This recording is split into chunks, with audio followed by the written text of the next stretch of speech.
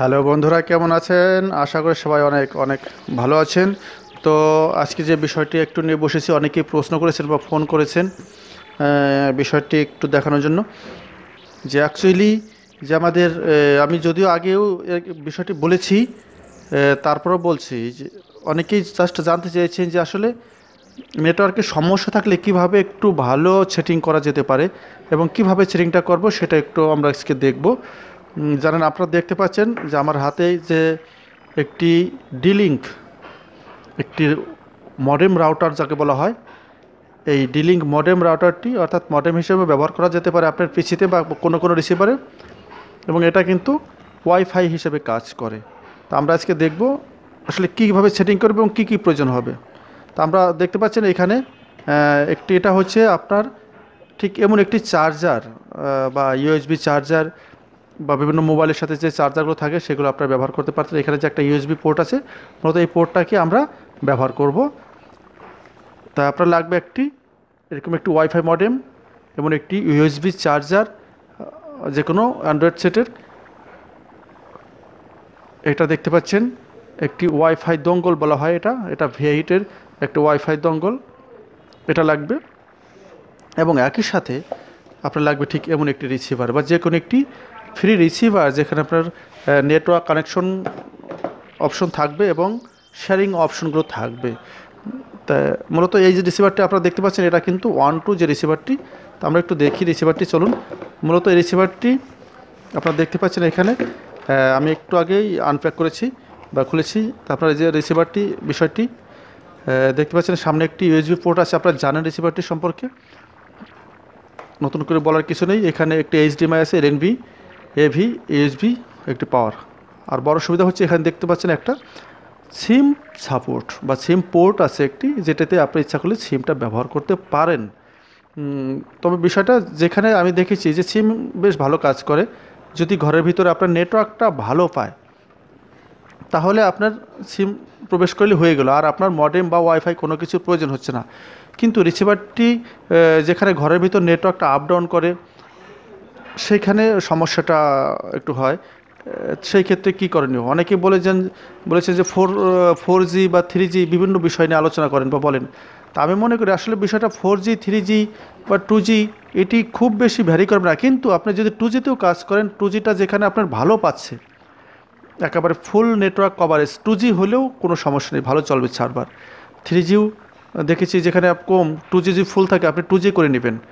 যেখানে 4G supported modem বা set use করলে যদি দেখেন যে আপনার 4Gটা আপ ডাউন করছে কিন্তু 3G বা 2G ভালো কভারেজ, তাহলে আমি বলবো আপনি 4G বাদ দিয়ে 2G বা 3G করে নেন, তাহলে ভালো চলবে আপনার সার্ভারটি। তা চলুন বন্ধুরা, আমরা আজকে এই দেখব মূলত।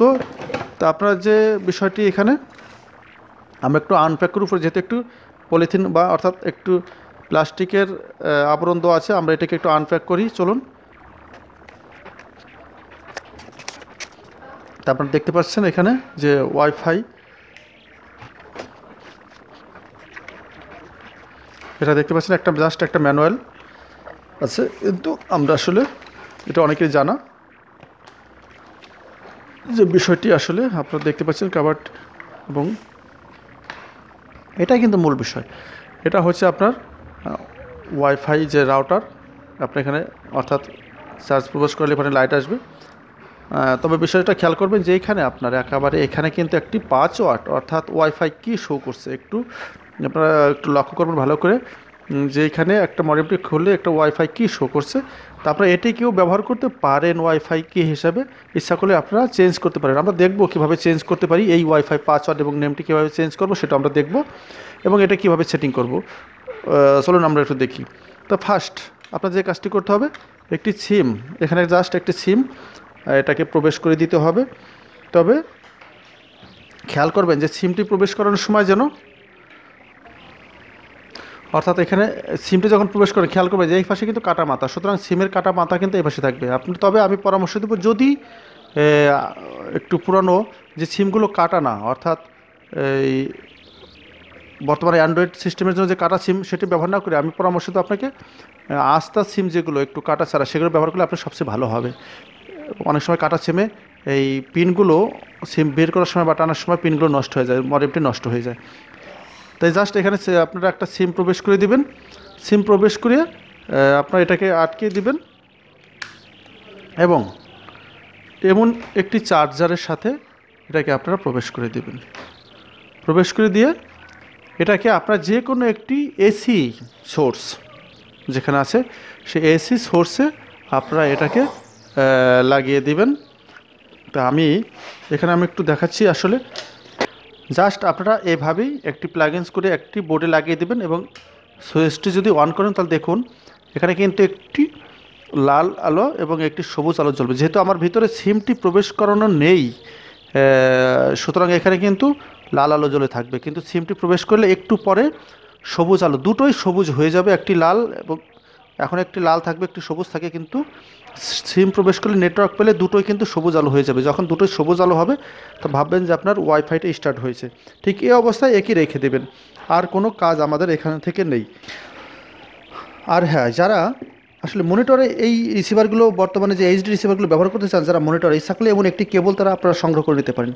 এবং এই যে একটি কেবল সংগ্রহ করে আপনারা এক মাথা এখানে এইচডিএমআই পোর্টে প্রবেশ করে দেবেন এবং অন্য মাথাটি দেখুন আমি একটি মনিটরে যেহেতু এখন একটু ব্যবহার করব, আমি এটা প্রবেশ করে দিলাম এবং যে পাওয়ার সাপ্লাইটি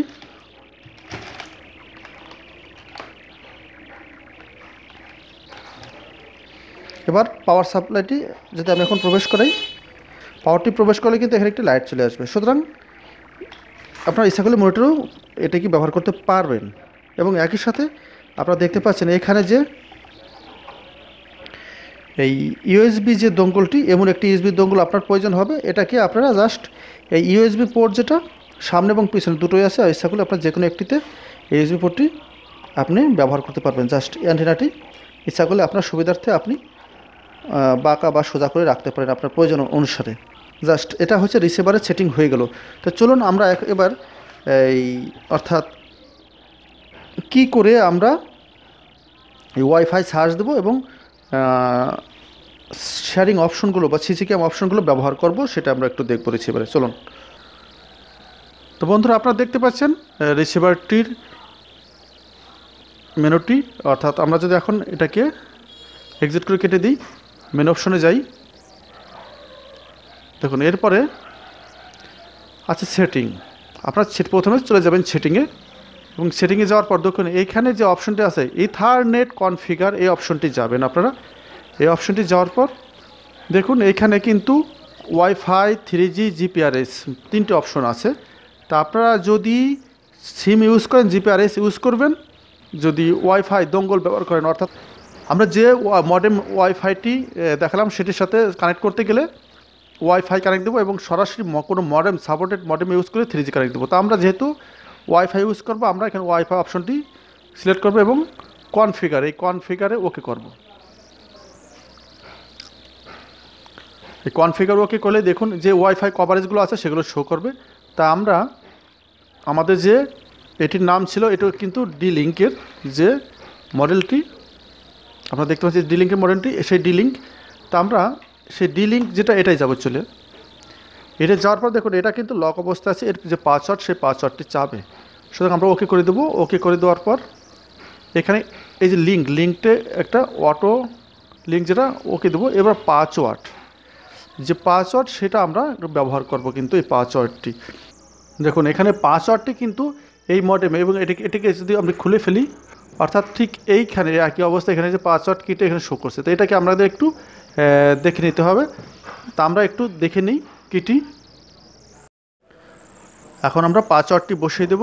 পাসওয়ার্ডটি বসিয়ে, তবে খেয়াল করবেন যে বড় হাতের এবং ছোটো হাতের অক্ষর করার জন্য আপনার রিমোটে যদি আপনারা দেখুন লাল বাটন চাপেন তাহলে দেখুন বড় হাতের এবং ছোটো হাতের অক্ষর হবে। তাহলে পাসওয়ার্ডটি বসানোর সময় অবশ্যই আপনারা এটি খেয়াল করবেন, যেটি বড় হাতের বসাবেন, ছোটো হাতের হলে ছোটো হাতের বসাবেন। এরপর আমরা যদি রিমোটে নীল বাটন চাপি সেভ করে দেবো। এরপর দেখুন অটো লিঙ্ক যেখানে, এটিকে অবশ্যই একটি টিক দিয়ে দেবেন। এরপর লিঙ্কে ক্লিক করুন। লিঙ্কে ক্লিক করলে দেখুন আমাদের এটি কিন্তু কানেক্ট হয়ে যাবে। হয়তো একটু পরে আমরা একটি মেসেজ দেখতে পারবো। দেখুন এখানে সবুজ কালার চলে এসেছে, নেটওয়ার্ক কানেকশন সাকসেস মেসেজটি চলে এসেছে। অর্থাৎ এই ডি লিঙ্ক রাউটারের সাথে আমাদের কিন্তু কানেকশনটি অলরেডি হয়ে গেল।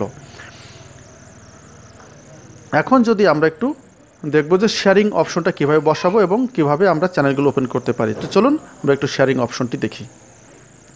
তা মাল্টিমিডিয়া অপশনে গেলে আপনারা এমন একটি অপশন পাবেন।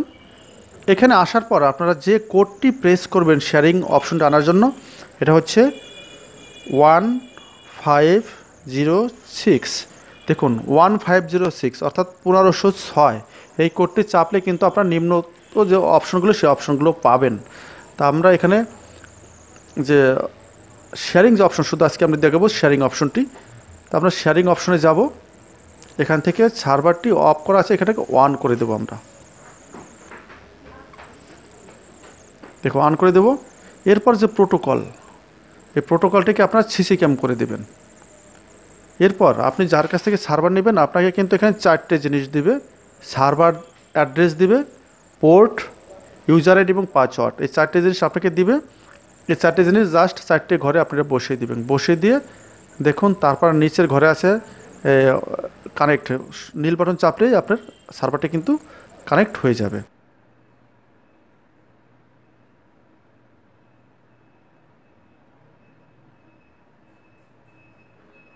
দেখুন কানেক্ট হয়ে গেছে এবং অলরেডি কিন্তু চ্যানেলগুলো আপনার ওপেন হয়ে গেছে।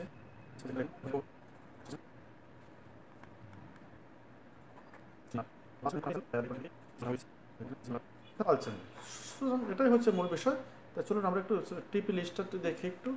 এখান থেকে স্যাটেলাইট লিস্ট থেকে ট্রান্সফার লিস্টে যদি যান, মূলত এটা একটু লক্ষ্য করবেন যে এখানে যে নাম্বারগুলো শো করছে, যে কোনো একটি নাম্বার দিয়ে আপনার সিগনাল ধরবেন। সাধারণত এই নাম্বারটা আপনারা চেক করতে পারেন, যে কোনো একটি, আমি মনে করব যে কোনো একটি নাম্বার দিয়ে আপনারা চেক করেন, সিগন্যালটি ধরুন, তারপর আপনারা অ্যাডজাস্ট করুন সিগন্যালটাকে যেভাবে বাড়ানো যায়। তাহলে আশা করি আপনাদের কোনো সমস্যা হবে না, কল চ্যানেল আপনারা উপভোগ করতে পারেন। তো বন্ধুরা ভালো থাকবেন সবাই।